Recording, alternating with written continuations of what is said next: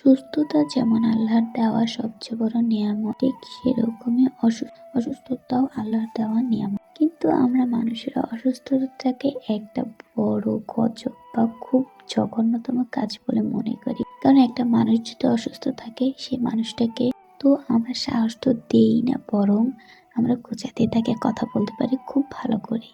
হ্যাঁ, অসুস্থতা মানুষটাকে আমরা সবসময় চেষ্টা করি কিভাবে হেয় করা যায়, কিন্তু আমরা কখনোই এটা বলে সাহস দিই না যে তুমি অসুস্থ হয়ে গেছো, কোনো চিন্তা নেই। হ্যাঁ, আমাদের সমাজে এমন অনেক মানুষ আছে যারা এই অসুস্থতাকে অনেকভাবে অনেক কথা বলে মানুষটাকে হেয় করে থাকে।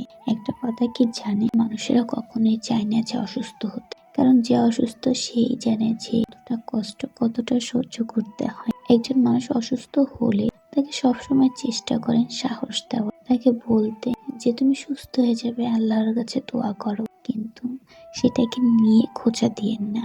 আল্লাহ যেমন সুস্থ মানুষকে পছন্দ করে, ঠিক সেরকম অসুস্থ মানুষকেও পছন্দ করে। আল্লাহ সবাইকে পরীক্ষা করে, ধৈর্যের পরীক্ষা। হ্যাঁ, আপনাকে সুস্থ রেখেছে সেটা আপনার নিজের ইচ্ছায় না, সেটা একমাত্র আল্লাহর ইচ্ছে। আল্লাহ সবাইকে পরীক্ষা করে। হ্যাঁ, আপনাকে সুস্থতা দান করেছে, এমন না যে আপনি একদম সবকিছু পেয়েছেন।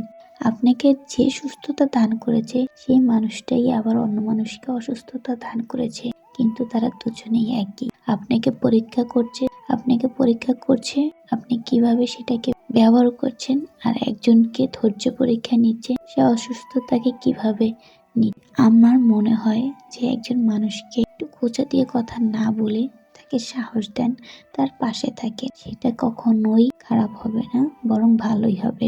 তো আমি অনেকদিন অসুস্থ ছিলাম, অনেকটা দুর্বল হয়ে গেছিলাম, এর জন্য আমার কিছুটা স্যালাইন দেওয়া লাগছে।